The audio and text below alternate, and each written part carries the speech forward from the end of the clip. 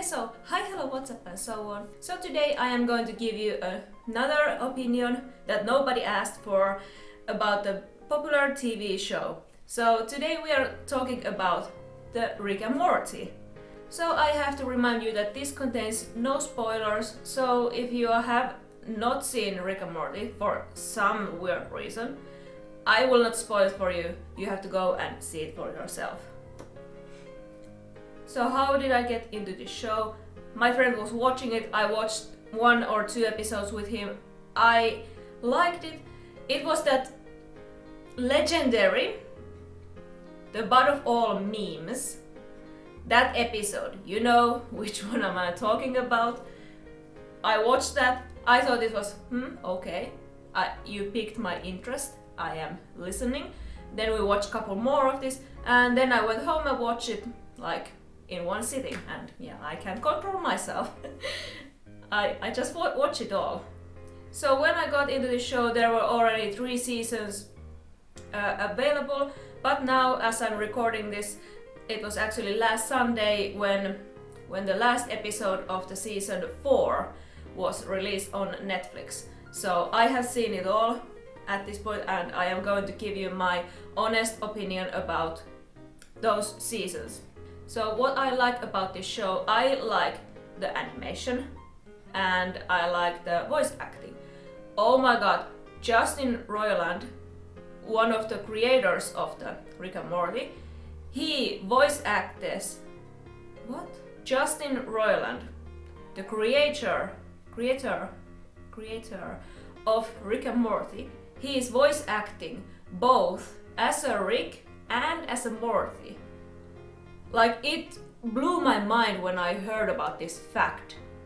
Like, how do you get it? Like, how do you get it? I honestly thought there were 2 different people, but he's just really good at his job, and I am happy about it. And the stories that these characters go through, the subplots and the main plot, they are interesting. I enjoy the show. I'm actually, when I was like waiting for another episode, I was looking forward to what kind of next weird universe they were going to and what kind of weird creatures they were. I was looking into that and I was so excited, and they did not disappoint me. I'm very, very happy about it. They gave us a good show. And I really have to give credit for the writers of this show. They have such a good imagination. Like, there were some things that I have an ADHD and I have a wild imagination, but there were some stuff that even I would not have thought of. But I am happy that they thought it and presented it to us. Very happy about it. So far, for how the seasons go, I thought that the 4th one, I thought it was the best one so far. Like, first one was like 8 out of 10, and I did enjoy it, but there was something missing. And the 2nd and 3rd season, they were both like 7, maybe 7 plus out of 10, yeah, kind of. I did enjoy them, but there was still something missing. I honestly don't know what, but something was missing. It was not... I will not give it a 10 out of 10. I just don't know, there was something missing. But this last season, this 4th season, I loved it. I loved the plots that were going on. I loved it. I loved the story. I loved like everything that they brought in there. I loved it. The one thing that I really can criticize them for is that there was this one thing at the end of the season 2, and I thought that was it. Like, I thought that subplot was finished and done, and they will never ever come back to it. It's dead. Leave it dead. If it's breathing, don't bring it back. Kill it before it's too late. But at the end of the 4th season, it took them entire seasons to get to that point where they are bringing back from the second season, they are bringing something back for the fourth season. It kinda did make sense, but not quite. And honestly, I forgot about that. When I watched those last two episodes that I watched, I did not remember that. Honestly, I was like, what is this? Like, who are these? And then I remembered, oh, it was that one.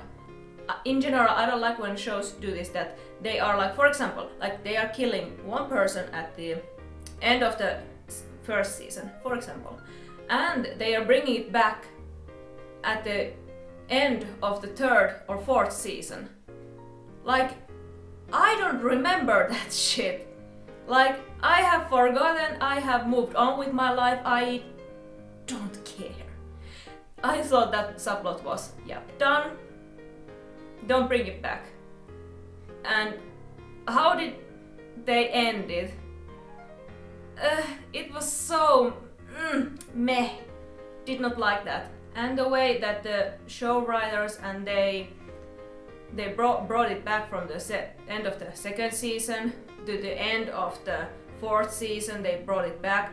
It kinda made sense, but also no. And the way that it all ended, and I hope that this subplot is finally now ended, because I did not like that specific subplot that much, to be completely honest. Did not like it that much. I am very excited about the next season, that what it brings and what happens there. I do think that these people who write the show Rick and Morty, they have to up themselves every single episode and every single season. It gets hard, but I applaud them, because this fourth season, it was really good. In my opinion, it was the best season so far. And even though I said that I did not like the way that the subplot was going on at the end of the fourth season, I still liked, as a whole, I liked that ending like a final episode of the season 4. In general, I really liked it, minus the subplot. But otherwise, it was really, really good. I love it. Love it, love it, love it, love it, love it. Then just a little bit of the rant portion. First things first, fandoms are ruining the shows. Especially for me, the fandom ruined, at first, it ruined the Rick and Morty for me. I didn't even watch the show, I just heard all of this bullshit and all of these memes I saw, and I was like, I would never ever watch it, I would never ever touch it, I would never kiss it, that's weird, but still you get the point. Like, I'm trying to block those crazy fans and fandoms out of my mind and just enjoy the show. And maybe later, if I'm interested to look into the fandom, I will, see those stuff then, and hopefully not completely ruin the show for me. So guys, we have to talk about that, the Pickle Rick.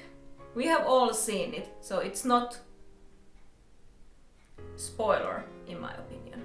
We have all seen some sort of meme that has a Pickle Rick in it. Not gonna say anything more. I saw that specific episode, it was meh. It was a badass, for sure.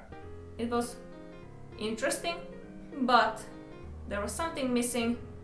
Not sure what. I think it's like a little bit overhyped, what I am trying to say here. It's not that bad of an episode, but it's not that really good either. It's kind of like in the middle.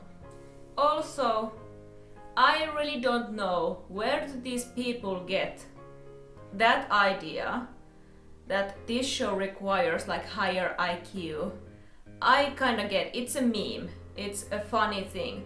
But there are seriously people who are like saying that you can't watch it if you don't have this level of IQ and you're so idiot and you don't understand the we are on the different kind of intellectual levels, and I just don't get it.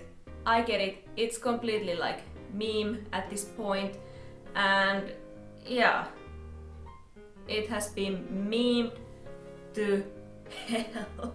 This show has memed to hell, and sometimes I love it, sometimes I hate it, and I hope that the fandom doesn't ruin that also for you.